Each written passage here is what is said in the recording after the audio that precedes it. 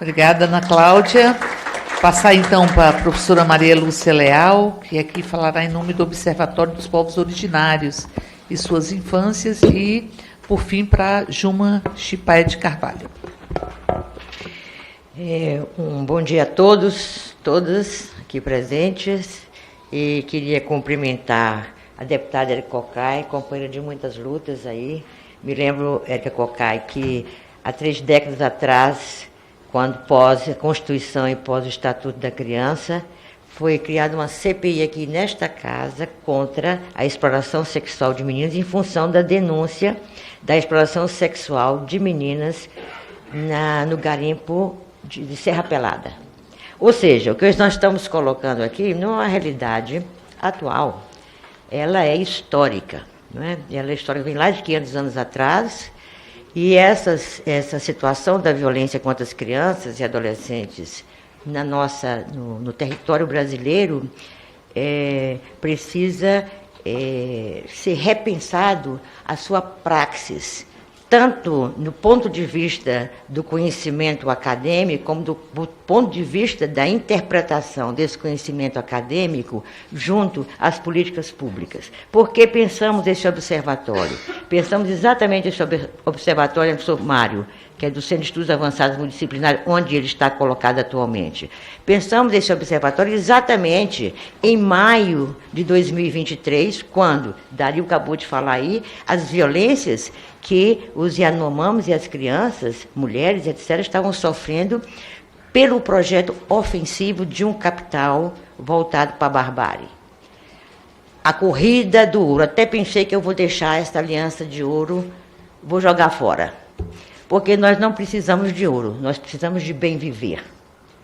Nós não precisamos de brilhante, nós não precisamos de afetar a história, a natureza física, biológica, a biovida, para a acumulação de capital impróprio a uma perspectiva de um povo que avança na sua coletividade e no respeito a todas as forças que reconstrói e democratiza a vida humana. Então, eu acho que esgotar todas as riquezas, a natureza, a vida e tudo, é um projeto que vem sendo perpetrado nesse país. Nesses 4 anos, nós sabemos que essa ofensiva foi violenta e genocida, especialmente junto aos povos originários de suas infâncias. Por isso que, quando o relatório da Associação Utucara colocou as violências contra as crianças, inclusive a violência sexual contra as meninas e óbitos, trocando meninas por alimentos, porque os rios contaminados de mercúrio e todas as formas de sobrevivência coletiva que a natureza presenteia a todos nós, especialmente a vida dos povos originários, originários povos indígenas, estão sendo absolutamente sacrificados por essa ação absolutamente genocida de determinados atores externos que estão dentro dessa perspectiva de um capital de barbárie. Então, é preciso entender que o direito da infância e da adolescência não pode existir se esse tipo de comportamento, esses projetos que estão aí nas mãos dos garimpos, nas mãos das grandes minerações, e que atinge as águas, que atinge a floresta, que atinge e vulnerabiliza a vida dessas populações, é preciso que os governos tenham uma mediação mais concreta e mais séria sobre isso. Porque não há como lidar com o direito da vida se você não consegue respeitar o que faz a vida existir, que é essa relação entre os biomas e a vida das pessoas que moram nessas regiões e que são excluídas dessas regiões por essas pressões e que chegam nas cidades. Então, o observatório, ao entender isso, começou a chamar os professores indígenas e os alunos indígenas das universidades brasileiras, para que eles, que estão aqui e que entendem a sua vida lá, nos territórios indígenas, e que precisam conhecer esse pensamento branco, colonizador, mercantilista, e reinterpretar isso por dentro das universidades. As universidades não podem formar pessoas para fortalecer um projeto suicida desse contra a humanidade, especialmente contra os povos originários, que são tão importantes para a proteção da natureza e da vida humana. Então, aí pensamos assim, o que a Universidade de Brasília pode fazer? Não é, Marcis, que estivemos juntos, professora Vanessa, que coordena hoje a pesquisa, Lara lá de Natal, o Tadeu lá de Roraima, né? Então nós começamos a conversar, não é, Érica? Você acompanhou esse processo e foi chegando alunos via virtual de todo o Brasil. Hoje nós temos representações tão participativas, tão bonitas, tão orgânica, com os alunos, professores e ativistas indígenas e não indígenas. Então nós temos uma parceria entre esse conjunto que está se organizando, não é, Marlúcia? Que tanto nos ajudou como assessora da Érica e demais, mas digo e repito a importância de Marlúcia e Érica nesse processo.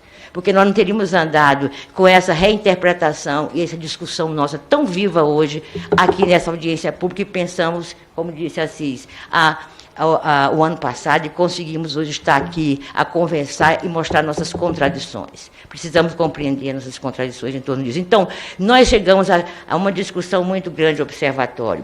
Teremos 4 momentos interrelacionados: a documentação, a pesquisa, o ensino, a extensão e a internacionalização. Precisamos compreender as migrações também, o que está acontecendo nas nossas fronteiras secas, não é? Crianças venezuelanas, bolivianas, peruanas, etc.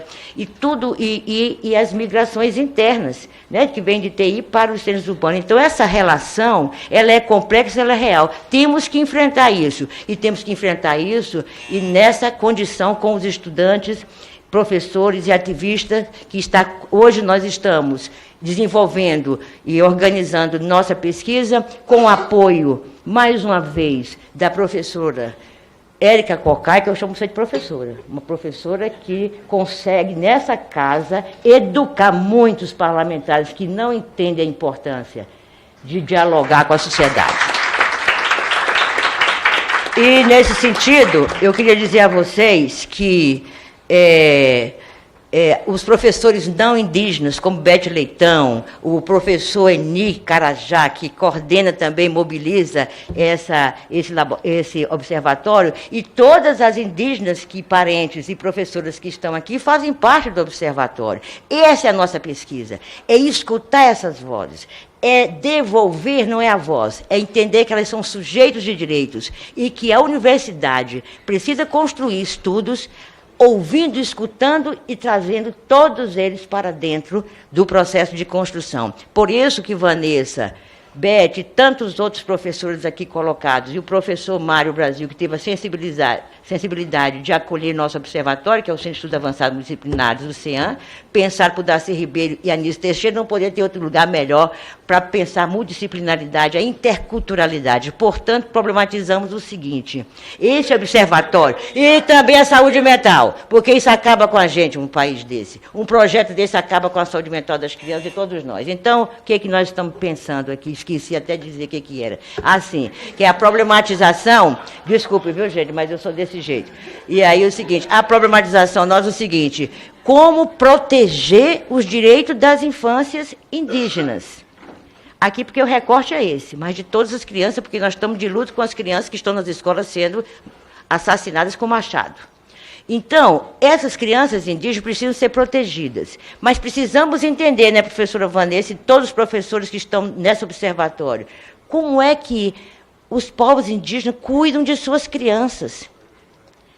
Temos que respeitar essa pedagogia ancestral, essa história, que é mais do que uma cultura, que determina o respeito que o Estatuto da Criança tem que deixar claro e ser mais uma lei jurídica plural, tem que ser intercultural. É uma das leis mais importantes do mundo, ECA. No entanto, professor, nós sabemos que é preciso um olhar intercultural dentro do Estatuto da Criança, assim como dos planos, etc. E, portanto, nós precisamos que isso seja pensado dentro das políticas públicas, porque elas não conseguem também ser intercultural, muito menos intersetorial, muito menos descer aos territórios de forma descentralizada e conseguir notificar as violências que ocorrem dentro e fora dentro da CI e nos contextos urbanos das questões indígenas. Nós não conseguimos ver isso no Disque 100, no CIPA, em vários dados do Estado brasileiro. E por quê? Porque os conselheiros tutelares precisam saber como notificar essas questões. Então, isso é uma violação de direito, quando não conseguimos notificar as violências, porque essas violações precisam ser consideradas dentro da nossa lei, uma lei extremamente importante, que as políticas públicas não conseguem, por exemplo, respeitar a não utilização, a não utilização da língua materna nos serviços públicos. A negação, postergação do registro civil de nascimento. Roubei de um documento de vocês, isso aqui. Organização escolar etnocêntrica, que foi aquele encontro que vocês tiveram no Mato Grosso do Sul, para lembrar que Valdelice não pôde estar aqui e que tem pedido socorro pelos assassinatos e vários tipos de violência contra a comunidade, as aldeias dela, que não estiveram. A atuação inadequada do sistema de garantias de direitos. Ora, se o ECA não consegue ser intercultural, esse sistema também não consegue ser intercultural. A condição de um pensamento corporativista, um pensamento colonizador, de apagamento da cultura, do modo de viver dos povos indígenas, da sua língua, etc., está claro. Está claro dentro do sistema de garantia de direito, que está no artigo 86 do Estatuto da Criança. Tem que a proteção, a defesa, a responsabilização, o controle social precisam ser atores importantes da proteção da infância, seja ela quem for. Então, porque nós temos um território diverso. Nós temos crianças de vários tipos, de povos aqui dentro, e que a Constituição deixou muito claro, e foi plural, a Constituição foi plural. Todos merecem e todos têm direitos universal. Mas a universalização precisa ser relativizada pela interculturalidade. Porque cada um tem seu modo, sua forma de viver e suas condições, seja de classe, seja de etnia, de raça, disso, aquilo, outro. Então, é preciso esse entendimento. E o abrigamento de crianças indígenas em instituições não indígenas. Aqui foi colocado. Nós não precisamos muito de tantos dados, a gente precisa ouvir as mulheres indígenas, ouvir os povos indígenas que estão gritando, e nós não estamos conseguindo construir esse processo de forma evidente. A ausência de discussão e posicionamento sobre forma de atenção às crianças indígenas com deficiência, por exemplo.